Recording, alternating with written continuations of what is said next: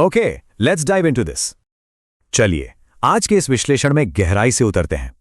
आज हम एक ऐसे छोटे लेकिन सच में बेहद शक्तिशाली इलेक्ट्रॉनिक कंपोनेंट के रहस्य को सुलझाने वाले हैं, जिसने हमारी आधुनिक तकनीक की दुनिया को पूरी तरह से बदल कर रख दिया है। हम बात कर रहे हैं मॉसफेट की। ये एक ऐसा पुर्जा है जो हमारे रोजमर्रा के उपकरणों के भीतर बिल्कुल चुपचाप अपना काम करता है, लेकिन इसका असर बहुत ही विशाल है। इस विश्लेषण के अंत तक यह बिल्कुल साफ हो जाएगा कि यह घटक वास्तव में है क्या और यह काम कैसे करता है। जरा सोचिए, बड़े बड़े इलेक्ट्रॉनिक उपकरण जैसे कि रसोई में रखा वो भारी भरकम मिक्सर ग्राइंडर, एक बड़ा माइक्रोवेव अवन या फिर इलेक्ट्रिक अवन, ये सारे के सारे एक बहुत ही छोटे से इलेक्ट्रॉनिक सिग्नल या बस एक हल्के से टच बटन से कैसे कंट्रोल हो जाते हैं। ये इंजीनियरिंग का एक बहुत ही बुनियादी लेकिन सच में कमाल का सवाल है। एक बिल्कुल मामूली से इनपुट की मदद से इतने भारी बिजली के लोड को संभालना और उसे पूरी तरह से सुरक्षित रूप से चलाना किसी जादू से कम नहीं लगता, है ना? और ठीक यहीं पर इस कमाल की तकनीक की एंट्री होती है। मॉसफेट का पूरा नाम है metal oxide semiconductor field effect transistor. अब इसका तकनीकी नाम भले ही थोड़ा सा डरावना लगे, लेकिन इसका मेन काम बहुत ही सीधा और सिंपल है। मूल रूप से ये एक वोल्टेज कंट्रोल्ड इलेक्ट्रॉनिक स्विच है। इसे समझने के लिए रसोई के पानी के नल की कल्पना करना सबसे बेस्ट रहेगा।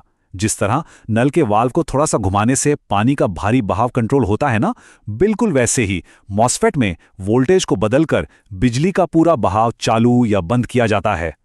तो आइए इसके बुनियादी हिस्सों को अलग अलग करके देखते हैं। एक नॉर्मल मॉसफेट में मुख्य रूप से 3 टर्मिनल होते हैं: गेट, ड्रेन और सोर्स। रसोई के पानी वाले उसी नल के उदाहरण को अगर आगे बढ़ाएं तो ड्रेन वो पाइप है जहां से मेन पानी यानी कि हमारा करंट आता है। सोर्स वो सिंक या आउटलेट है जहां वो पानी गिरता है या बाहर निकलता है। और सबसे अहम हिस्सा है गेट, जो नल का वो हैंडल या नॉब है जिसे घुमाकर ये तय किया जाता है कि पानी बहेगा या नहीं, और अगर बहेगा तो कितना बहेगा। बाहरी टर्मिनल्स तो समझ आ गए, लेकिन अब इसके थोड़ा और अंदर चलते हैं और देखते हैं कि एन चैनल एनहांसमेंट मॉसफेट के भीतर एकदम माइक्रोस्कोपिक लेवल पर क्या होता है। ये जानना सच में बहुत रोमांचक है कि इतनी छोटी सी चिप के अंदर का पूरा आर्किटेक्चर किस तरह से डिजाइन किया गया है ताकि वो इतनी गजब की सटीकता से काम कर सके। चलिए इसे स्टेप बाय स्टेप समझते हैं। इसकी अंदरूनी लेयर्स को बहुत ही आसानी से समझा जा सकता है। सबसे नीचे होता है पी टाइप सबस्ट्रेट, जो पूरी चिप के लिए एक बेस या फाउंडेशन का काम करता है, जैसे कि हमारी रसोई का मेन चॉपिंग बोर्ड। इसके अंदर 2 N+ क्षेत्र बने होते हैं, एक N+ सोर्स और दूसरा N+ ड्रेन। और इन सब के ऊपर जो परत सबसे खास रोल प्ले करती है वो है गेट ऑक्साइड लेयर। ये लेयर गेट को बाकी के प्रवाह क्षेत्रों से पूरी तरह से आइसोलेट करके रखती है, यानी अलग रखती है। ये बिल्कुल वैसा ही है जैसे रसोई में किसी बहुत गर्म बर्तन को पकड़ने के लिए हम सिलिकॉन के ग्लव्स का इस्तेमाल करते हैं। Now what's really interesting about this slide is कि ये एक बेहतरीन विजुअल चीट शीट है। ये हमें मॉसफेट की 3 अलग अलग वर्किंग स्टेट्स के बारे में बताती है। पहली अवस्था है कट ऑफ रीजन। जब गेट वोल्टेज एक तय थ्रेशोल्ड वोल्टेज से कम होता है तो स्विच पूरी तरह से ऑफ रहता है, कोई करंट नहीं बहता, ठीक है, कसकर बंद किए गए नल की तरह। दूसरी है लीनियर रीजन। जब गेट वोल्टेज उस थ्रेशोल्ड से ऊपर जाता है तो एक कंडक्टिंग चैनल बन जाता है, स्विच ऑन हो जाता है और करंट एकदम आसानी से बहने लगता है। और तीसरी है सैचुरेशन रीजन, जहां ड्रेन वोल्टेज बढ़ने पर मॉसफेट एक एम्पलीफायर की तरह काम करने लगता है, जो करंट को बिल्कुल परफेक्ट तरीके से कंट्रोल करता है। तो यहां जो बात सबसे ज्यादा उभर कर सामने आती है वो है big control tiny input.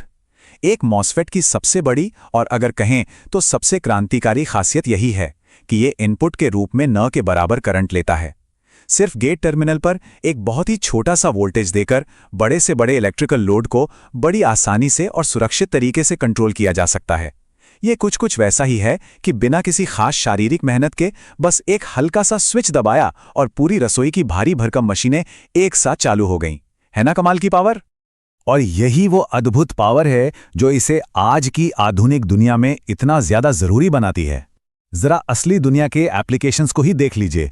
BLDC motor controllers हों, कंप्यूटर में लगा SMPS हो, हमारे घरों को हमेशा रोशन रखने वाले इन्वर्टर्स हों, या फिर आजकल के एकदम मॉडर्न इलेक्ट्रिक व्हीकल यानी EV कंट्रोलर्स हों। सच कहूं तो पूरे पावर इलेक्ट्रॉनिक्स उद्योग का आधार ही यही तकनीक है। ये सोचना ही कितना अद्भुत है कि ये सारे के सारे बड़े और कॉम्प्लेक्स उपकरण सही से काम करने के लिए बस इसी एक छोटे से स्विचिंग पुर्जे पर टिके हुए हैं। इस पूरे प्रोसेस का सबसे सटीक सार इस एक छोटे से वाक्य में मिल जाता है। Giving voltage to the gate is the key to the MOSFET, यानी गेट पर वोल्टेज देना ही मॉसफेट की असली चाबी है। बिल्कुल 100% सही बात है। जिस तरह एक बहुत ही छोटी सी चाबी से एक विशाल और भारी भरकम तिजोरी का बड़ा सा दरवाजा खुल जाता है, ठीक वैसे ही सही गेट वोल्टेज मिलते ही मॉसफेट तुरंत ऑन हो जाता है और ड्रेन से सोर्स तक करंट का एक निर्बाध एकदम पावरफुल बहाव शुरू हो जाता है। इस अदृश्य सी चाबी ने हमारी तकनीक के लेवल को कहीं का कहीं पहुंचा दिया है। तो जाते जाते इस एक सवाल पर विचार करना तो बनता है, हमारे आसपास मौजूद किन नए उपकरणों में ये अदृश्य चाबी अगली बार पाई जाएगी? अगली बार जब भी कोई नया स्मार्ट किचन गैजेट या कोई एकदम लेटेस्ट इलेक्ट्रॉनिक डिवाइस सामने आए, तो ये बात जरूर याद रहनी चाहिए कि उसके उस चमचमाते बाहरी कवर के भीतर एक बहुत ही छोटा सा मॉसफेट चुपचाप वो सारा भारी काम संभाल रहा है। इस जटिल लेकिन मजेदार विषय को इस विश्लेषण के माध्यम से समझने के लिए अपना समय देने के लिए